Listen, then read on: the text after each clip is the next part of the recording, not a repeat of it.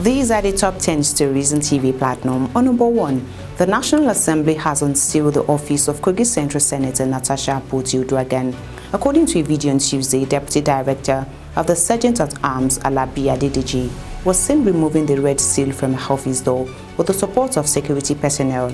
It is still unclear if the move allows the suspended senator full access, as the Senate has yet to issue a resolution. Her possible return will depend on decisions taken when plenary resumes in October.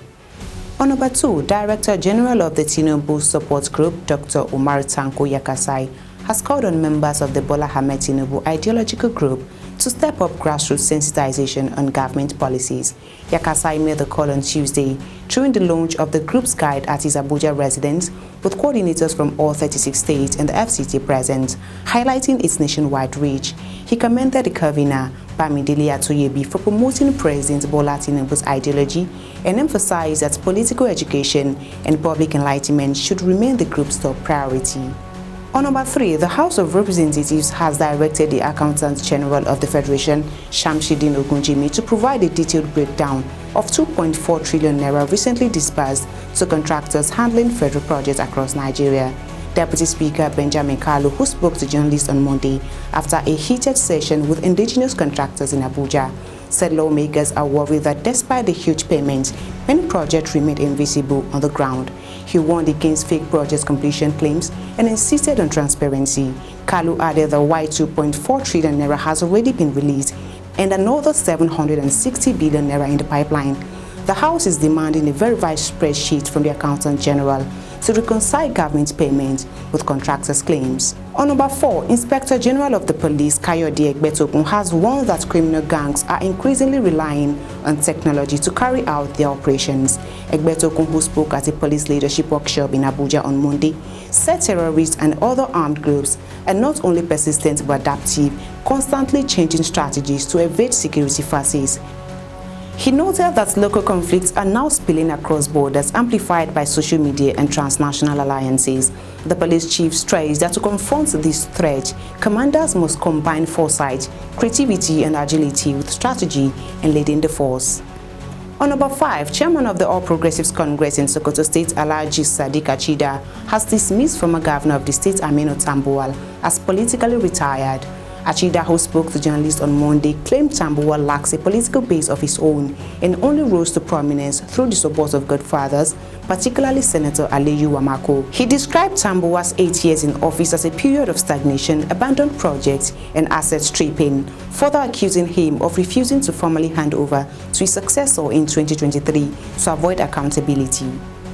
On number 6, the Independent National Electoral Commission (INEC) has released the final list of candidates for the February 21, 2026 area council elections in the Federal Capital Territory. National Commissioner and Chairman of its Information and Voter Education Committee, Sam Olumekun, made this known in a statement on Monday in Abuja.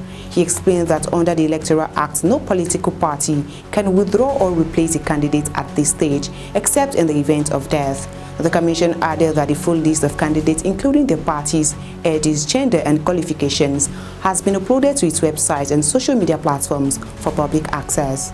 On number 7, a member representing Agege Federal Constituency in the House of Representatives, Wale Ahmed, has called on former Vice President Atiku Abubakar and 2023 Labour Party presidential candidate Peter Obi to step aside for President Bola Tinubu ahead of the 2027 elections. Ahmed, who spoke at a stakeholders briefing in Lagos, insisted Tinubu's second term is guaranteed, argued that just as former President Buhari completed 2 terms, it is only fair for Tinubu to do the same. He added that President's reforms and foreign engagement have boosted Nigeria's global image and laid the foundation for economic recovery.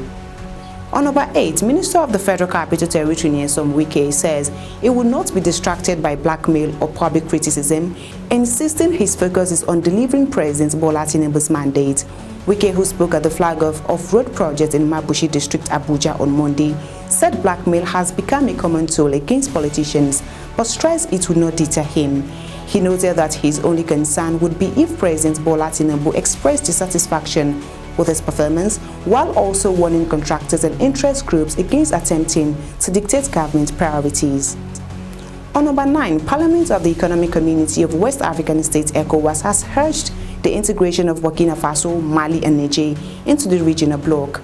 Parliament Speaker Memunatu Ibrahima, who spoke at the appeal of the opening of the 2025 Second Parliamentary Seminar in Port Harcourt on Monday, warned that their continued exclusion could deepen insecurity and weaken economic growth in West Africa.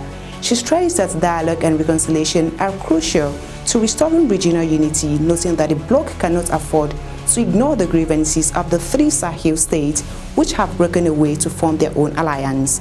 And lastly, a special court-martial of the Nigerian Army has convicted 4 soldiers for armed racketeering and aiding terrorism in the northeast. The soldiers, 2 senior non-commissioned officers and 2 corporals were found guilty of stealing and illegally trading military weapons and ammunition. Delivering judgment at Headquarters Theatre Command Officers Mess in Maiduguri, Court President Brigadier General Mohammed Abdullahi sentenced 3 of the officers to life imprisonment, while 1 received 15 years imprisonment. The Army says their actions endangered troops, undermined operations and betrayed the trust and discipline of the service. It reiterated its zero-tolerance stance on selling arms to adversaries. And that's the top 10 stories on TV Platinum. I am Hakima Dada. Do well to subscribe to all our social media platforms for more news updates. Thank you for watching and bye for now.